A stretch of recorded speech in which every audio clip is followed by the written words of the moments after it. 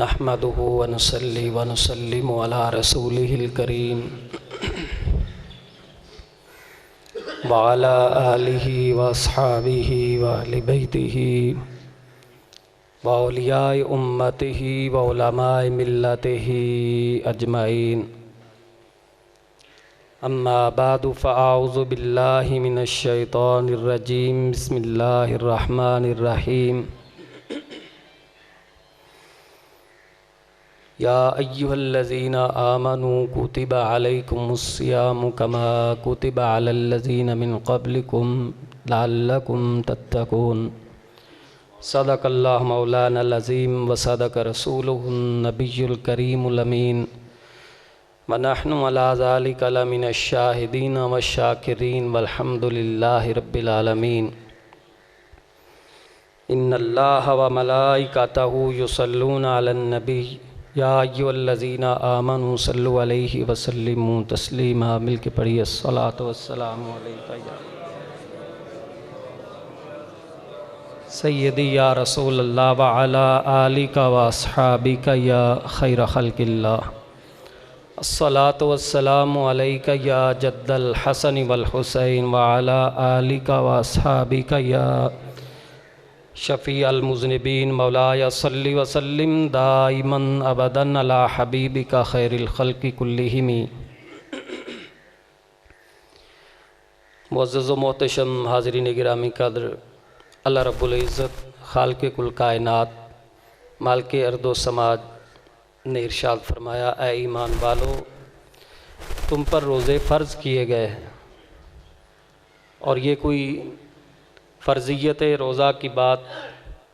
عجیب نہیں ہے، بلکہ تم سے پہلے لوگوں پر بھی روزے فرض کیے گئے تھے.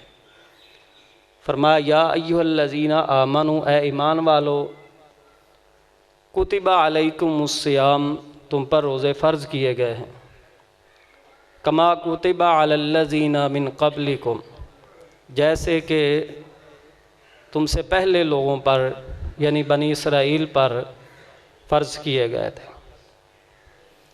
لعلکم تتقون، تاکہ تم پرہیزگار ہو جاؤ، صفائی نفس اور باطنی جو صفائی ستھرائی ہے وہ تمہیں حاصل ہو جائے. انسان کی پاکیزگی اور طہارت روحانی کے لیے روزہ ایک عظیم عبادت ہے. اس عبادت کے ذریعے انسان کو جسمانی اور روحانی صفائی اور پاکیزگی اور طہارت میسر آتی ہے. حضور پر نور شافع یوم نشور صلی اللہ علیہ وآلہ وسلم ارشاد فرماتے ہیں، اللہ رب العزت کا فرمان ہے، یعنی حدیث قدسی ہے.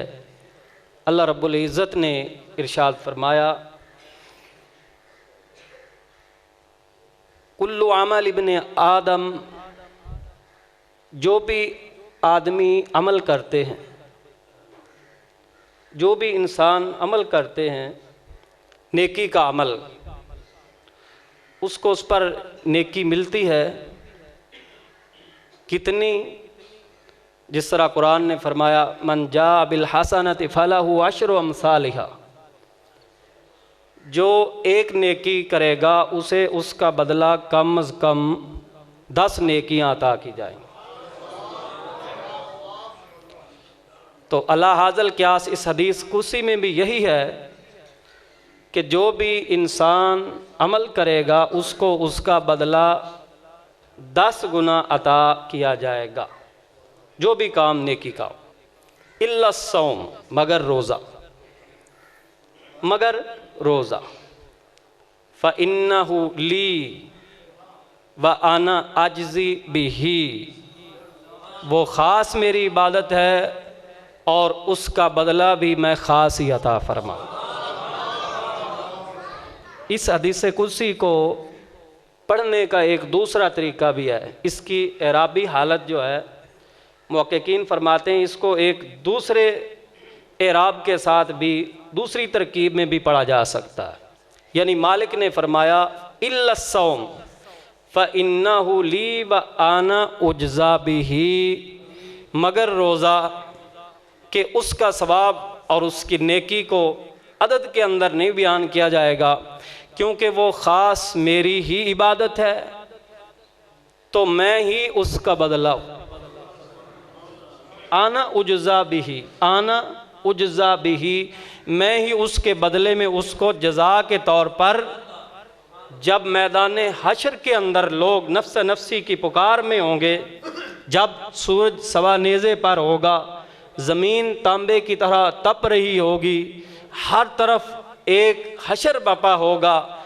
روزے داروں کو اللہ رب العزت حجابات ہٹا کر اپنی شان کے لائق اپنا دیدار دے دے گا، اور اس کا اعلان کر دے گا کہ میری خاص عبادت کرنے والوں کو انعام بھی خاص ہی ملا کرتا ہے۔ تو إِلَّا الصَّوْمَ فَإِنَّهُ لِي وَأَنَا أُجْزَى بِهِ کا ایک مطلب محققین نے یہ بھی بیان فرمایا۔ حضور پر نور شافع یوم نشور صلی اللہ علیہ وآلہ وسلم ارشاد فرماتے ہیں، نوم الصائم عبادت، روزے دار کا سونا بھی عبادت ہے، روزے دار کا سو جانا عبادت ہے۔ وَنَفْسُهُ تسبیح، اور اس کی جو سانسیں چلتی ہیں، ان سانسوں کے چلنے پر بھی اس کو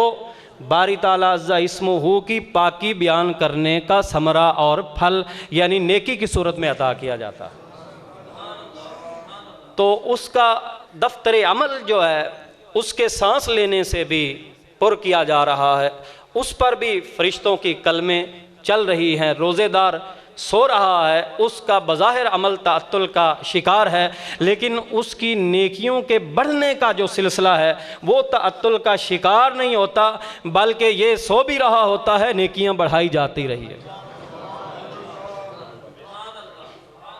وَنَفْسُهُ تَسْبِيحٌ وَعَمَلُهُ مُضَاعَف، اور اس کا جو عمل ہوتا ہے اس کے اوپر اس کو نیکی کئی گنا زیادہ دی جاتی۔ عَمَلُهُ مُضَاعَف یعنی اس کے عمل کو ڈبل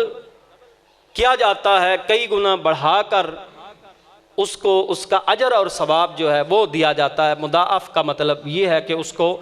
کئی گنا تک کیا جاتا ہے، بڑھایا جاتا ہے اس کو۔ عَمَلُهُ مُضَاعَف وَدُعَاءُ مُسْتَجَاب، اور روزے دار جو ہوتا ہے جہاں اس کا سونا عبادت ہے، سانس لینا اس کا تسبیح ہے، عمل اس کا اجر بڑھ جاتا ہے، اور وہاں اس کے ساتھ یہ مزید اس کو انعام کے طور پر ملتا ہے کہ وَدُعَاؤُهُ مُسْتَجَاب، جو اس کی مانگ ہوتی ہے، طلب ہوتی ہے، دعا ہوتی ہے، اسے رد نہیں کیا جاتا۔ یہاں اس کے لب کھلتے ہیں، ادھر عطاؤں کے دروازے کھل جاتے ہیں۔ حضور علیہ السلام کا ارشاد اقدس ہے کہ جب روزے دار اپنی نیند کی قربانی دے کر سحری کے وقت بیدار ہوتا ہے نا، اور اپنے بستر سے اٹھتا ہے، یدعو لہ الفراش، اس کا بستر جو ہے وہ اس کے لیے دعا کرتا ہے، اس کا بستر اس کے لیے دعا کرتا ہے، اور اللہ کے حضور عرض کرتا ہے کہ اللہم آتی من فرش الجنہ، کہ مالک جس نے تیری رضا کے لیے دنیا کے بستر ترک کر دیے ہیں، تو مالک ہے، خالق ہے، عطاؤں کہ خزانے تیرے پاس ان میں کوئی کمی نہیں ہے، تو یہ جس نے دنیا کے بستر تیری رضا پر قربان کر دیے ہیں نا، تو اسے جنت کے بستر عطا فرما، جنتی بچھونے اس کو عطا فرما دے، جنتی آسائش اور آرام اسے عطا فرما دے۔ اور پھر جب وہ وضو کے لیے پانی استعمال کرتا ہے تو یدعو لہ الماء، پانی کے قطرے قطرے سے آواز آتی ہے۔ روزے دار سحری کے وقت وضو کرنے کے لیے جب پانی استعمال کرتا ہے، حضور علیہ السلام فرماتے ہیں یدعو لہ الماء، اس کے لیے پانی بھی دعا کرتا ہے، پانی اس کے لیے دعا کرتا ہے۔ اور پانی کے الفاظ کیا ہوتے ہیں؟ پانی کی بولی کون سی ہے؟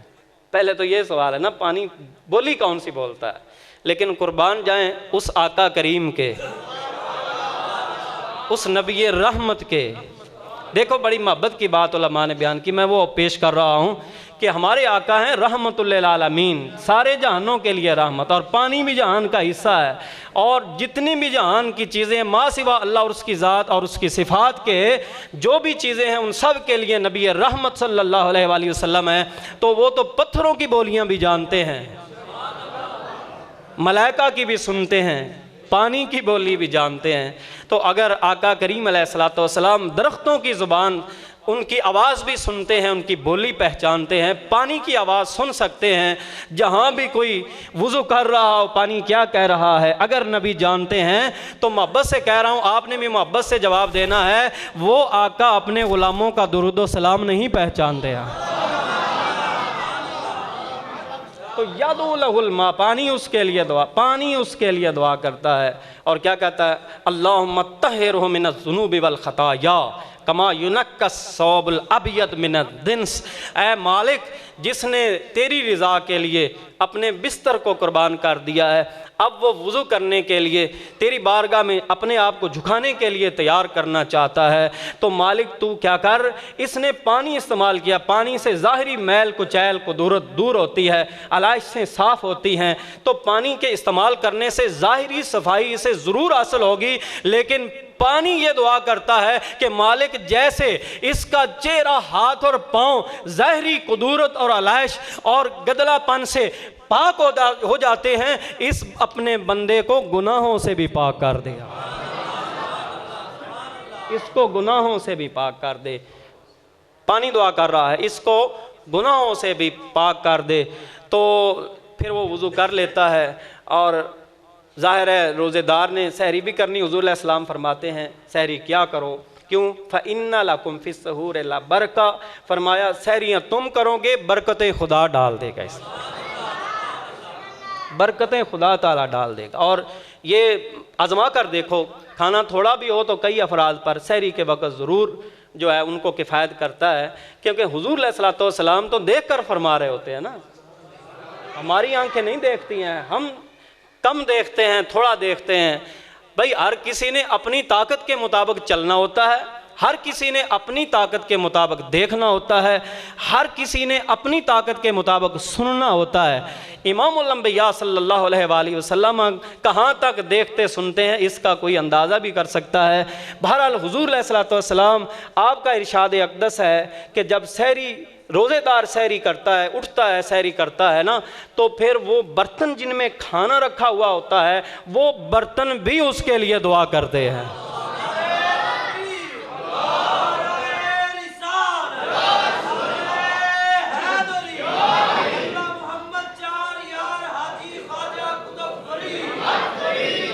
بھائی مسئلہ تو یہاں پر بھی واضح ہو رہا ہے، اگر آپ توجہ فرمائیں تو ایک برتن ہے جس میں شراب رکھی ہے، ایک برتن وہ ہے جس میں سحری کا کھانا رکھا ہے۔ ظاہر ہے شرابیوں کے لیے لعنت ہے، ان کے برتنوں سے جو نکلے گا وہ بھی کوئی بری بات ہی نکلے گی۔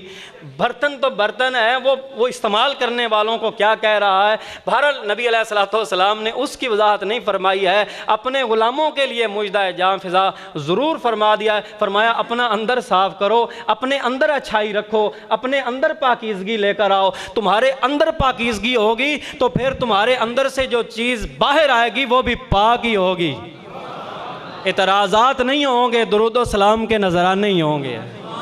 اپنا اندر پاک کرو، اور پھر جس کا اندر پاک ہے اس کی بات نبی سنتے ہیں، پتہ چلا کسی اور کی بات کی سنوائی ہو نہ ہو، کسی اور کی رسائی ہو نہ ہو، ماننا پڑے گا اسی حدیث کی دلالت النص سے جو درود و سلام محبت سے پیش کرنے والے ہیں نبی اور ان کی آل اور صحاب پر، نبی ان کی بولی بھی جانتے ہیں، ان کی آواز بھی پہچانتے ہیں۔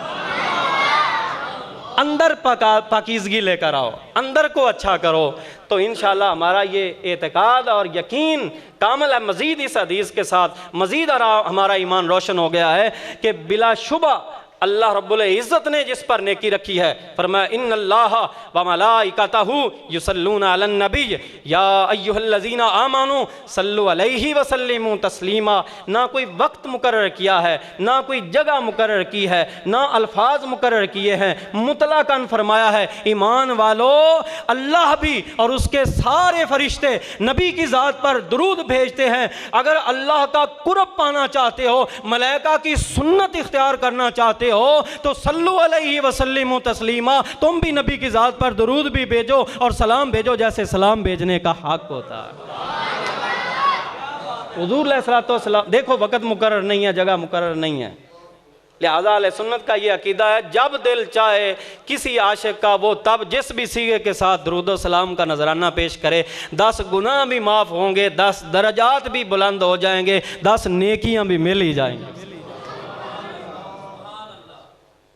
ایک آدمی نماز پڑھ کے فارغ ہوا تو اس نے دعا کے لیے جب ہاتھ اٹھائے نا تو دعا سے قبل اس نے درود و سلام نبی علیہ الصلوۃ والسلام اور آپ کی اہل بیت پر پڑھنا شروع کر۔ توجہ ہے آپ لوگوں؟ تو حضور علیہ الصلوۃ والسلام نے اپنے اس غلام کو بلایا اور فرمایا تو نے یہ کیا ہے؟ اس نے عرض کی نام یا رسول اللہ میں نے ایسا ہی کیا، دعا سے قبل میں نے درود و سلام پڑھ لیا، دعا سے پہلے درود و سلام پڑھ لیا۔ تو حضور علیہ الصلوۃ والسلام نے اسے فرمایا 2 دفعہ سل تو ہوتا، سل تو ہوتا، اب مانگ جو مانگ دیا جائے گا۔ جنہیں سمجھ آئی وہ بولے گے نا، مانگ سل تو ہوتا، مانگ تجھے دیا جائے گا، 2 دفعہ مانگ تجھے دیا جائے گا۔ مانگ تو وہ پہلے بھی رہا، دعا تو ہر کوئی مانگتا ہے، دعا کا مطلب ہی مانگنا ہوتا ہے، دعا میں سوال ہوتا ہے تو سوال کا مطلب ہی مانگنا ہوتا ہے، لیکن یہ حضور علیہ الصلوۃ والسلام نے تاکیداً، تکرار میں تاکید ہوتی ہے، اہل علم جانتے تکرار میں تاکید آ جاتی ہے، فرمایا اگر نماز پڑھ کر تو دعا کرتا ہے قبولیت کا وقت ضرور ہے، لیکن اب جو درود و سلام نبی اور اس کی آل اور اہل بیت پر جو تو نے پڑھ لیا ہے، اب جو تیری دعا ہوگی ادھر تیرے لب کھلیں گے، ادھر عطاؤں کے دروازے کھل جائیں۔ تو میں حدیث عرض کر رہا تھا، حضور علیہ الصلوۃ والسلام نے ارشاد فرمایا کہ برتن اس کے لیے دعا کرتے ہیں، تو برتن اچھا رکھو، اپنا دل کا برتن اپنا اچھا رکھو، اعتراضات سے خالی کرو، نہیں سنتے فہاں سے نہیں سنتے، زندہ ہو تو سنتے ہیں، مردہ ہو تو نہیں سنتے، او بھائی ان چکروں سے باہر آ، اندر اپنا پاک کر، پاک لوگوں کی پاک بات کو نبی پاک سن ہی لیا کرتے۔ بہرحال حضور علیہ السلام نے فرمایا یدعو لہ الاناء، اس کے لیے برتن دعا کرتے ہیں، برتن، اور برتن اللہ کے حضور کیا کہہ رہے ہوتے ہیں؟ حضور برتنوں کی بولیاں بھی جانتے ہیں، بشرطے کہ پاک شے ان کے اندر، ہائے ہائے۔ تو وہ برتن کیا دعا کرتے ہیں؟ اللہم آتی من اقواب الجنہ، مالک یہ تیری مرضی کے اوپر ہے، یہ تیری رضا چاہتا ہے، روزے دار ہے نا، خاص عبادت کرنا چاہتا ہے، سحری کے لیے برتنوں کو تھام رہا ہے، تو ہم برتن تو اس سے دعا کرتے ہیں، یہ دنیا کے برتن اٹھائے ہوئے ہے، اس کی قدر نہ قدر کون جانے، اس کی قیمت کیا ہے کون بتائے، کیسے ہو سکتے ہیں بھائی؟ اگر کسی کے پاس عظیم ترین اور اعلیٰ اور مہنگے ترین بھی برتن ہو جائیں تو ان برتنوں جیسے تو نہیں نہ ہو سکتے جو جنت میں جنتیوں کو دیا جائیں گے، تو یہ دنیا کے برتن دعا کرتے ہیں مالک اس کو جنت کے اقواب اور برتن عطا فرما دیں۔ اور اب پھر وہ روزے دار سحری کے بعد دعا کے لیے ہاتھ اٹھاتا ہے تو اس کے لب کھلیں اور اس کی زبان پر دعائیہ کلمات آنے چاہیے، ہر ایک کو دعا مانگنی چاہیے، اللہ کے حضور اللہ سے مانگنا چاہیے۔ تو اللہ رب العزت کا وہ بندہ جو روزے دار ہے، جو سحری کے وقت اٹھ کر دعا کرنا چاہتا ہے نا، تو حضور علیہ السلام فرماتے ہیں یہ بعد میں بولتا ہے، مالک پہلے بولتا ہے۔ اور اللہ رب العزت کیا فرماتا ہے؟ حدیث کے لفظ ہیں، عبدی، اللہ فرماتا ہے میرے بندے، من کا سوال و من النوال و من کا دعا و من الاجابہ، اے میرے بندے اب یہاں تک آنا تیرا کام تھا، یہاں سے آگے لے جانا اس مالک کائنات کا کام ہے، اب سوال تیرا کام ہوگا، عطا کرنا اللہ کا کام ہوگا، دعا مانگنا تیرا کام ہوگا، عطا کرنا اللہ کا کام ہوگا۔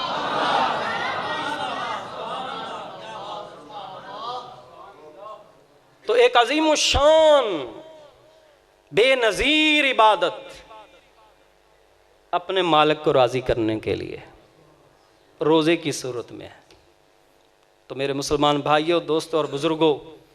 اپنی ظاہری اور باطنی صفائی کے لیے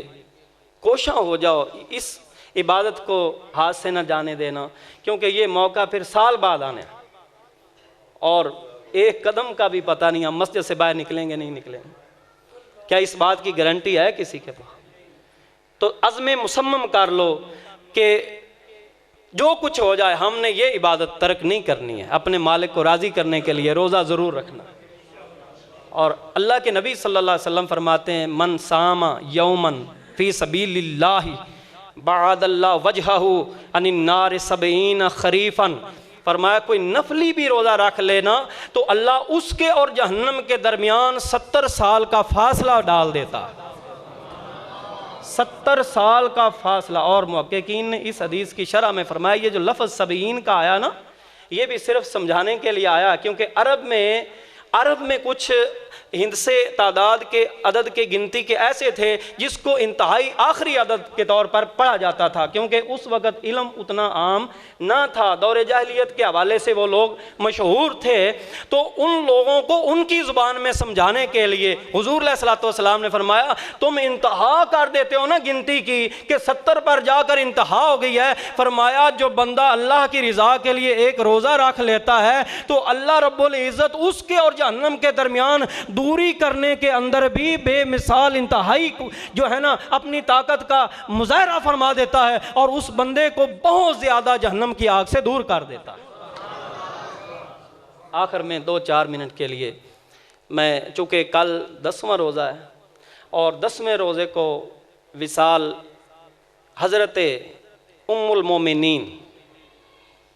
خاتون جنت حضرت بی بی فاطمہ الزہرا رضی اللہ تعالی عنہا کی بھی امی جان سیدہ کائنات اسلام کی خاتون اول حضور علیہ الصلوۃ والسلام پر عورتوں میں سے سب سے پہلے ایمان لانے والی اسلام کے لیے اپنا سب کچھ جان مال اولاد قربان کرنے والی تاریخ انسانی کی سب سے پہلی خاتون حضرت سیدہ کائنات خاتون جنت کی امی جان حضرت خدیجہ الکبریٰ رضی اللہ تعالیٰ، آپ کا یوم وصال ہے، تو آپ کی سیرت اور کردار میں سے میں ایک جملہ عرض کروں، یہ پیغام آج میڈیا کا دور ہے، لوگوں تک پہنچاؤ، بالخصوص عورتوں تک پہنچاؤ، مستورات تک پہنچاؤ، کہ مستورات کا مطلب ہوتا ہے پردے میں لپٹی ہوئی چیزیں، تو پردے میں لپٹی ہوئی چیزیں آج مکشوفات ہو چکی ہیں، ننگی ہو رہی ہیں، ادھر ادھر جو ہے وہ اپنی نمائش زیب و زبائش کی کرتی پھرتی ہیں۔ میرے مسلمان بھائیوں، انہیں یہ پیغام دو کہ ہماری آئیڈیل وہ عورتیں نہیں ہیں جو ننگے بدن پھرنے والی ہیں، ہماری آئیڈیل وہ عورتیں نہیں ہیں جو انگریزی لباس پہنتی ہیں، انگریزی تعلیم حاصل کرتی ہیں، انگریز کی لا قانونیت جو انسانیت کو بھی شرما کے رکھ دینے والی ہے، حیوانیت مادہ پرستی کی جو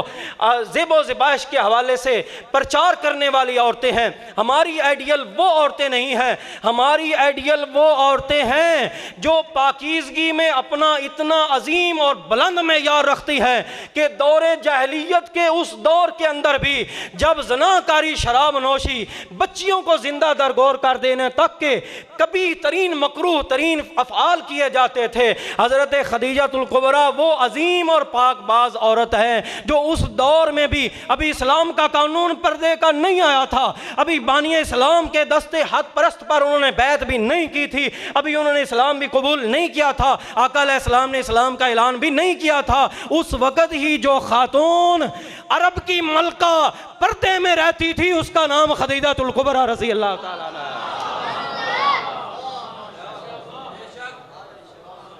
تو آج عورت مارچ کرنے والی جو عورتیں ہیں، اسلامی تہذیب کی مخالفت کرنے والی اور اسلامی قوانین قرآن اور حدیث کی سر عام مخالفت کرنے والی وہ گنڈا عورتیں جو پھرتی ہیں،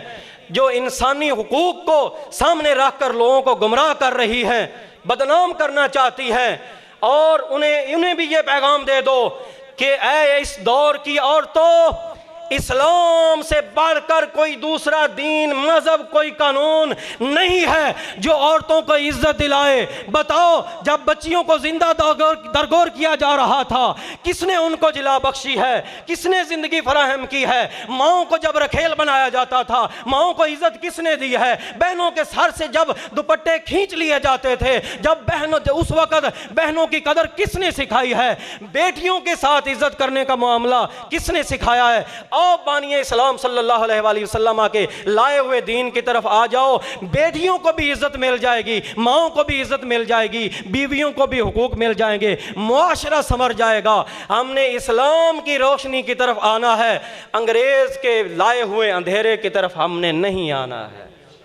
کیا تم میرے ساتھ اس بات میں متفق ہو؟ تو پھر اپنے اپنے حوالے سے،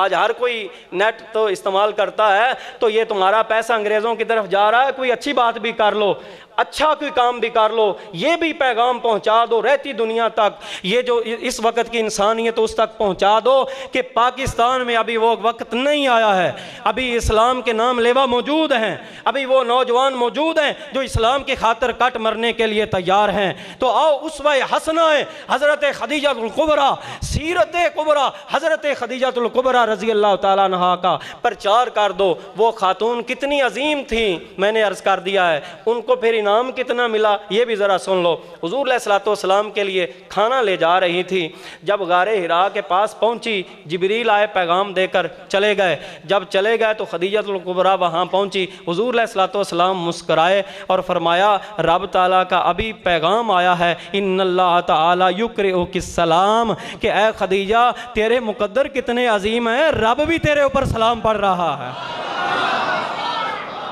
وَيُبَشِّرُكِ بِبَيْتٍ مِّن قَصَبٍ فِي الْجَنَّةِ لَا نَصَبَ فِيهِ وَلَا صَخَبَ۔ صحیح بخاری شریف کی حدیث میں نے پڑھی ہے، حضور علیہ السلام نے پیغام دیا، خدیجہ تجھے مبارک ہو، رب کا کرم تو دیکھو، فضل الہی دیکھو، رب ایک تو تجھے سلام کہتا ہے، وہ تجھ پر سلام کہتا ہے، اپنا شان تو ذرا دیکھو، اور پھر تجھے بشارت ہے ایک عظیم محل کی جنت کے اندر جو موتیوں کا بنا ہوا ہے، نہ کوئی دنیا کی جیسی کوئی تکلیف مشقت وہاں ہوگی، نہ کوئی شور و غل ہوگا، بالکل سکون اور اطمینان کے ساتھ تجھے جنت کے اندر اس محل کے اندر زندگی گزارنا نصیب ہوگی۔ تجھے یہ اللہ رب العزت نے قبولیت کا انعام عطا فرما دیا۔ تو آؤ نیکی کی طرف بڑھیں، نیکی کا پیغام پہنچائیں، اپنے اپنے میں نے پچھلے حدیث عرض کی تھی، کلکم رائن کلکم مسئول عن رعیتہ، ہر ایک نگہبان اور رکھوالا ہے، اور اس کے زیر انتظام اور زیر انصرام آنے والوں کے بارے میں اس سے قیامت والے دن سوال کیا جائے گا۔ لہذا بھائیوں سے بہنوں کے بارے میں، خامدوں سے بیویوں کے بارے میں، باپوں سے بیٹیوں کے بارے میں سوال کیا جانا ہے۔ اپنی اپنی بیٹیوں ماؤں بہنوں کو یہ اسلامی پیغام بھی دو، باز نہیں آتی تو انہیں لگام بھی دو، انہیں پردے میں رکھو، کیونکہ یہ حکم شریعت کا ہے، انہیں پردے میں نکلنے دو، اور اگر وہ کہیں ضرورتاً انہوں نے جانا بھی ہو تو خود ساتھ جایا کرو۔ یہ دور انہیں کھلا چھوڑنے کا دور نہیں ہے۔ اللہ رب العزت ہمیں سب کو نیکیوں کا پیغام پھیلانے کی توفیق عطا فرمائے، آمین ثم آمین۔